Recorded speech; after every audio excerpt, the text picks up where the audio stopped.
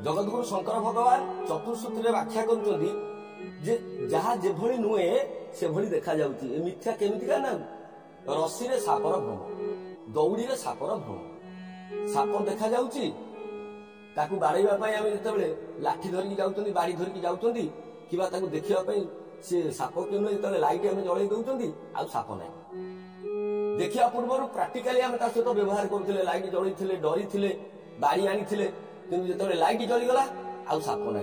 ठीक सेमती ए रज्जुरे सर्पर भ्रम बा दौड़ी रे सापर भ्रम जेमितिका ये जगत मिथ्या प्रतीयमान होउची। ठीक सेमतिका जेतेबेले निद भांगी जीवो, जेतेबेले लाइट जळी जीवो, जेतेबेले आमे चेई जीवा सेतेबेले ये रस्सी सापर भ्रम सृष्टि करथिला, ये रस्सी रस्सी हेकि रहिबो।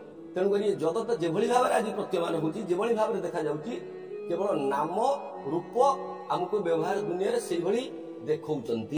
जगत आ जगन्नाथ ठारू हमको नाम रूप अलगा करके रखिछि। ब्रह्मंग ठारू ये माया संसार को केवल नाम रूप अलगा करके रखिछि। आमे जहाँ नाम आ रूप रे जहाँ देखुचंती, जहाँ जेभली देखा जाउची ताहा सेभली नुहे।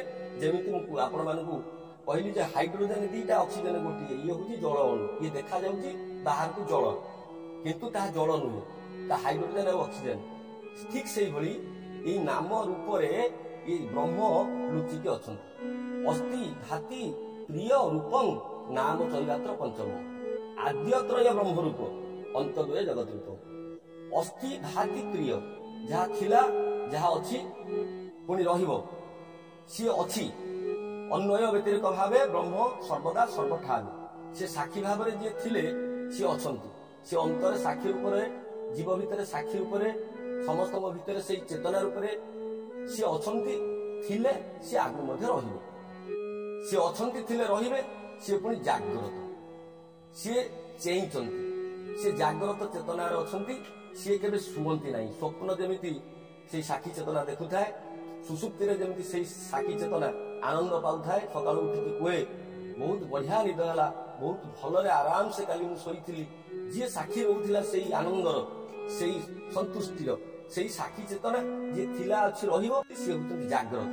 पुणी से होउथि आनंदमय, सच्चित आ आनंद। अस्ति भाति प्रिय यही होउथि ब्रह्मंकर रूप। सेही ब्रह्मंकर रूप उपरे, सेही रस्सी उपरे सापर जो भ्रम, ये जो नाम आ रूपर ये मिथ्या जगतर जो आरोप होइछि, ये भगवान ठारू, ईश्वर ठारू, से ईश्वर को जानिबा ठारू, सेही मूल अस्तित्व को जानिबा ठारू हमको दूरेई की रखिछि। तेणु जेतेबेले नाम रूपर ऊर्ध्व को साधक जीव, जेतेबेले नाम रूपर ऊर्ध्व को भक्त जाए, जेतेबेले नाम रूपर ऊर्ध्व को ज्ञानी चली जाए, सेतेबेले नाम रूप उभे जाए, ये नाम रूप अप्रकट हो जाए, ये नाम रूप अप्रकाशित हो जाए। सेतेबेले से केवल ब्रह्म को ही देखे, से केवल जगन्नाथ की सारा जगत रे परिव्याप्त बोलिकी देखे। परमार्थ दुनिया रे सी होची महासत्य। सेइतिपई द्वय सत्य समुपाश्रित लोकानंद धर्म देइना। गोटे होची परमार्थिक सत्य, ये जगत जहा एठी आमे जेभली भाबरे देखुचंती, ये जगत सहित जेभली आमे प्रैक्टिकल व्यवहार करूचंती, परमार्थिक स्तर रे ये जगत एहा नुहे, ये जगत ए भली नुहे। ये जगत जहा जगन्नाथ ताहा, ये सारा जगत गोटे। थियोरी ऑफ रिलेटिविटी आइंस्टाइन जेमति कहउछन समस्त समस्त सहित परिपूरक। हम वेदांत जेमति कहउछन हम भितरे ये जगत रे प्रत्येक मनुष्य भितरे गोटे चेतना, से होची ब्राह्मी चेतना, से होची ब्रह्म चेतना। ये सारा जीव जगत भितरे गोटे चेतना अछि। ये ग्रहमंडल रे, अंतरिक्ष रे, महाकाश रे से गोटे चेतना अछि, जहा होची ब्रह्म चेतना। से ब्रह्म होचन सत्य, ये जगत होची मिथ्या। कारण नाम रूप रे जगत ये सब बेले प्रकट हुए, पुणी अप्रकट हुए। तेणुक नाम रूप को आधार करके भगवान मध्य प्रकट हुए, सी पुणी अप्रकट हुए।